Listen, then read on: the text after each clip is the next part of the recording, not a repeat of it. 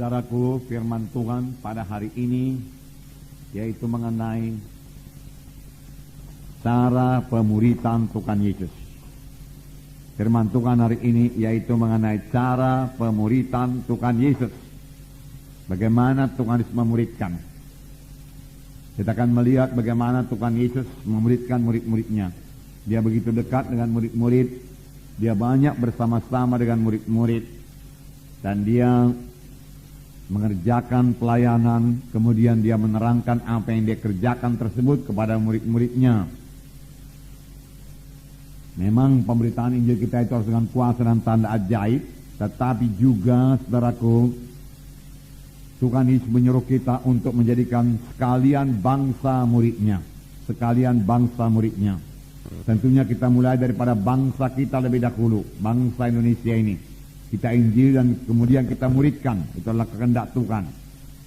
Nah, saudara, kita mengetahui bahwa orang Kristen yang mula-mula disebut Kristen ialah anak-anak Tuhan ataupun murid-murid Tuhan di Antioquia.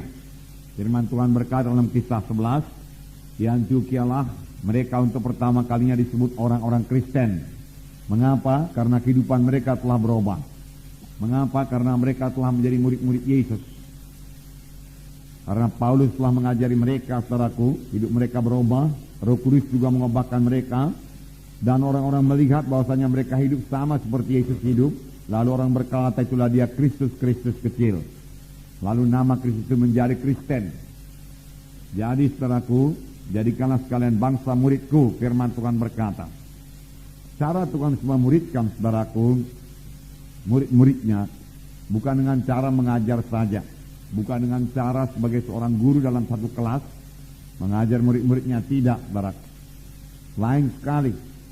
Kita melihat, saudaraku, bahwasanya Tuhan Yesus bersama-sama dengan murid-muridnya. Mereka intim, murid-muridnya intim dengan dia. Mereka melayani bersama-sama. Yesus mengerjakan mujizat, saudaraku. Yesus memberitakan Injil. Yesus mengajar dengan perumpamaan. Tetapi kemudian ketika dia bersama-sama dengan murid-murid dan murid-murid bertanya tentang perumpamaan yang diajarkan Tuhan Yesus, tentang pekerjaan pelayan yang dilakukan oleh Tuhan Yesus, Tuhan Yesus menerangkannya kepada murid-muridnya. Kisah 1 ayat 1 berkata, Lukas menuliskan segala sesuatu yang dikerjakan Yesus dan diajarkan oleh Tuhan Yesus. Segala sesuatu yang dikerjakan oleh Tuhan Yesus dan diajarkan oleh Tuhan Yesus. Itulah isinya saudaraku Kisah Rasul. Itulah segala sesuatu yang dikerjakan Yesus dan juga saudaraku diajarkan oleh Tuhan Yesus. Murid-murid yang dipilih oleh Tuhan Yesus, saudaraku, bukanlah orang-orang yang terkemuka, terpelajar, saudara, tetapi orang-orang biasa saja. Tetapi mereka berubah. Dan saudaraku, pemberitaan mereka sangat berhasil dan sangat berkuasa. Selain mereka sangat berhasil dan sangat berkuasa. Dalam Kisah 4 ayat 13 dikatakan bahwasanya murid-murid Tuhan Yesus telah berubah. Pada ayat 13 saya membacakan kepada saudara. Ketika sidang itu melihat keberanian Petrus dan Yohanes dan mengetahui bahwa keduanya orang biasa yang tidak terpelajar, heranlah mereka dan mereka mengenal keduanya sebagai pengikut Kristus. Jadi mereka telah banyak berubah. Petrus berubah, orang biasa yang tidak terpelajar, kemudian dia mengajar dan sangat berkuasa dalam urapan Tuhan, dan dia memberikan satu pernyataan yang luar biasa. Keselamatan tidak ada di dalam seorang pun, karena di bawah kolong langit ini tidak ada nama lain yang dikaruniakan kepada manusia yang dalamnya manusia itu boleh selamat. Dan ketika sidang itu melihat keberanian Petrus dan Yohanes dan mengetahui bahwa keduanya orang biasa yang tidak terpelajar, heranlah mereka itu. Dan mereka mengetahui bahwasanya Petrus dan Yohanes adalah murid-murid Yesus, pengikut Yesus, saudara. Jadi berubah. Saudara, biar kita berhasil dalam memuridkan. Murid-murid juga pada mulanya banyak sekali kekurangan. Murid-murid lupa kepada firman Tuhan. Murid-murid lupa kepada mujizat Tuhan, saudara. Tetapi akhirnya murid-murid berubah juga. Tentunya perubahan yang ajaib sekali terjadi setelah murid-murid ini, saudaraku, diajari oleh Tuhan Yesus dan kemudian dipenuhkan dengan Roh Kudus.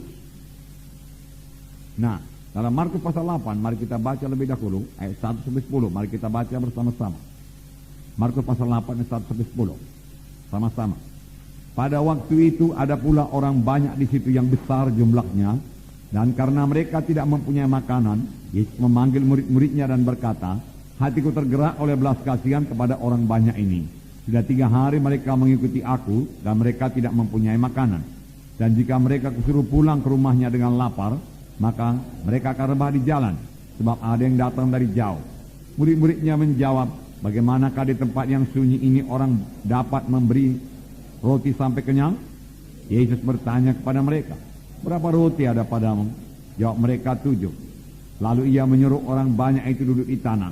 Sesudah itu ia mengambil ke-7 roti itu, mengucap syukur, memecah-mecahkannya dan memberikannya kepada murid-muridnya untuk dibagi-bagikan. Dan mereka memberikannya kepada orang banyak. Mereka juga mempunyai beberapa ikan, dan sesudah mengucap berkat atasnya, ia menyuruh supaya ikan itu juga dibagi-bagikan. Dan mereka makan sampai kenyang.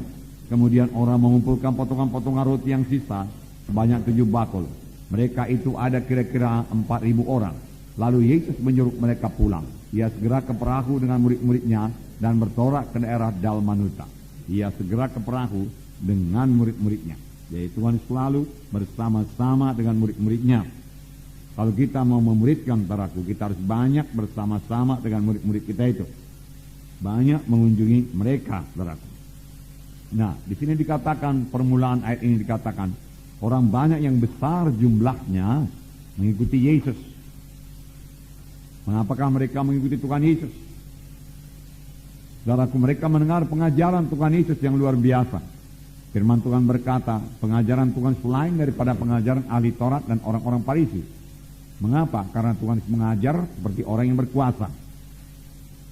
Karena Tuhan mengajar dengan kuasa. Dari manakah datangnya kuasa Tuhan Yesus? Lukas 4 berkata, roh Tuhan ada padaku, ia mengurapi aku untuk memberitakan kabar baik kepada orang miskin, pembebasan pada orang tertawan, pelepasan pada orang terikat. Ya. Dan memberitakan tahu rahmat Tuhan telah datang. Jadi dengan apakah Tuhan melayani, saudaraku? Dengan urapan Roh Kudus. Roh Kudus yang sama mengurapi kita sekarang. Amin, saudara. Jadi kita bisa melayani dengan urapan Roh Kudus.